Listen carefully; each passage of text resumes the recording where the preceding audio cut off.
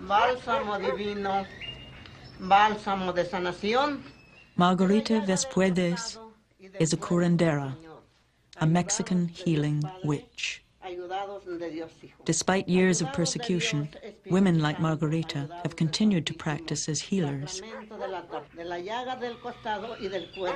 Modern medicine once dismissed techniques like these, but doctors are beginning to re-examine the healing power of the human spirit. Sanos, salvos se han de encontrar y sanos y salvos han de quedar.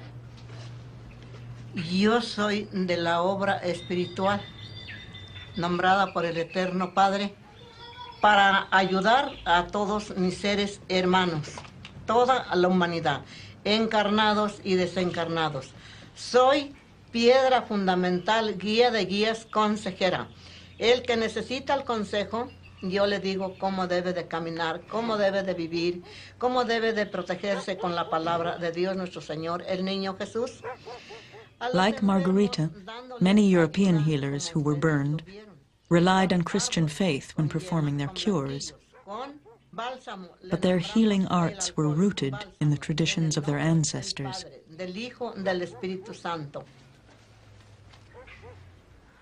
The original word witch, it comes from an Anglo-Saxon root, wick, which means to bend or shape consciousness, and thus to bend or shape events in your life. Essentially, it is the remnants in the West of the old shamanic traditions, the traditions of developing within yourself altered states of consciousness without using drugs or without, using chemicals, but through meditation and through very, very simple methods like chanting, like singing together. Everything she touches and everything she touches changes. Starhawk is a modern witch. She's here with people from all over North America who celebrate the summer solstice.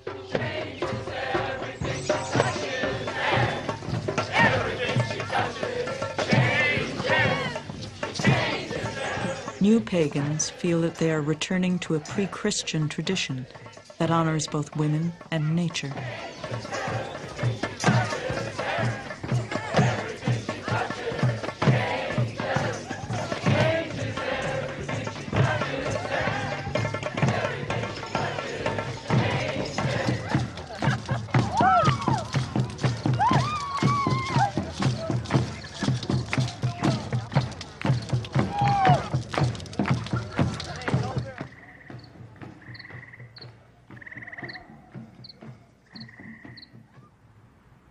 Starhawk also lectures at this Catholic college in California.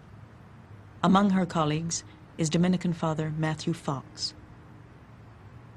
What strikes me is the vehemence of the letters I receive, the hate mail, regarding having a witch on our faculty. I thought that the burning of witches was settled several centuries ago, but people, right when they sign it, a good Christian, an ecumenical Christian, they say, you and your witch friend can burn in hell forever. And it's just amazing what this brings up, that there's a lot of buried material in a lot of Christians' lives.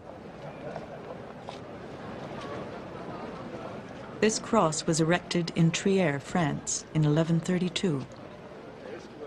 It was a sign of the times, the symbol of a new religious cult that was sweeping across pagan Europe.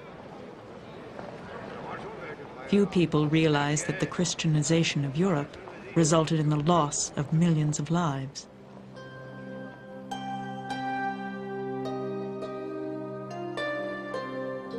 The Church of Rome set up the Inquisition to enforce its will.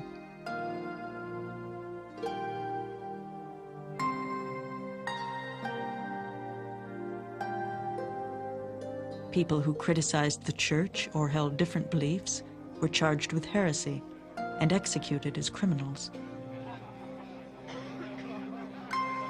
In 1554, Marianne Monjou was drowned for calling up the spirits of the Rhine. "For this is barbaric and an obscene right of the people," said Abbot Petrarch.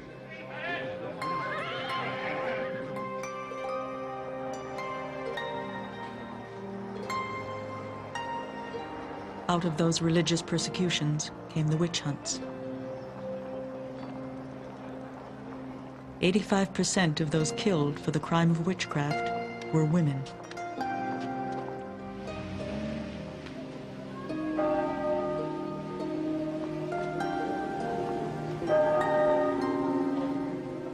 Between the 15th and 17th centuries, thousands were burned in squares like this all over Europe. We're never told this, but this was the women's Holocaust. We did have a women's Holocaust, and this was it.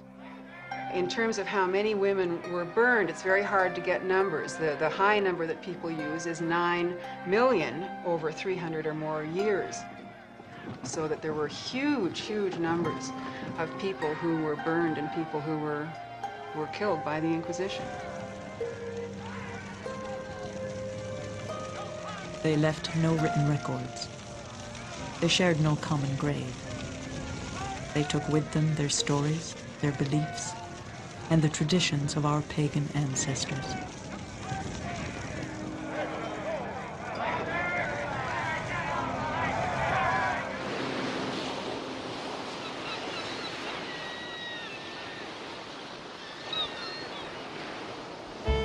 The witch craze involved the destruction of a way of life that had endured for thousands of years. In villages all over feudal Europe, women and men worked side by side. Theirs was a religion of rural life and changing seasons, of oral traditions and beliefs passed on within families.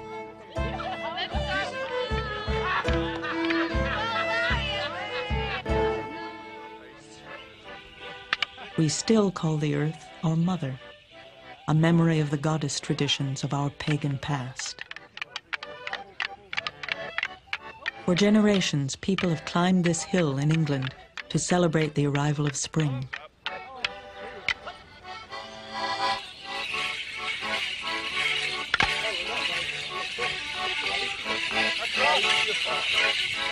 It's May Day, and the Morris men are waking up the earth with their staves and bells. Once, long ago, the Queen of the May presided over the celebrations.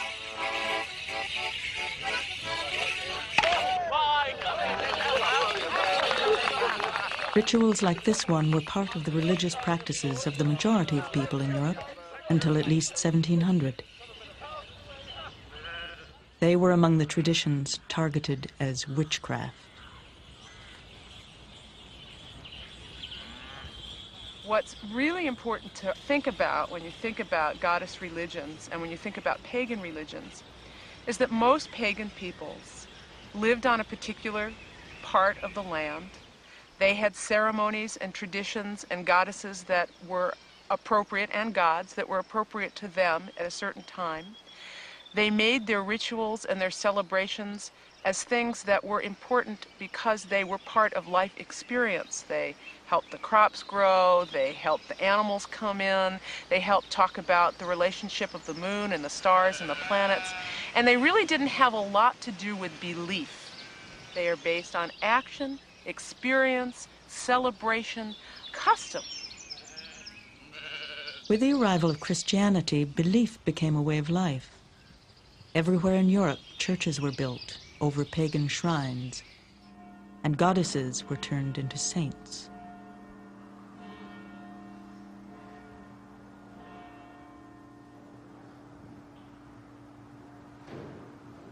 Before the Christians came, people walked to a remote village in France to worship this Celtic goddess.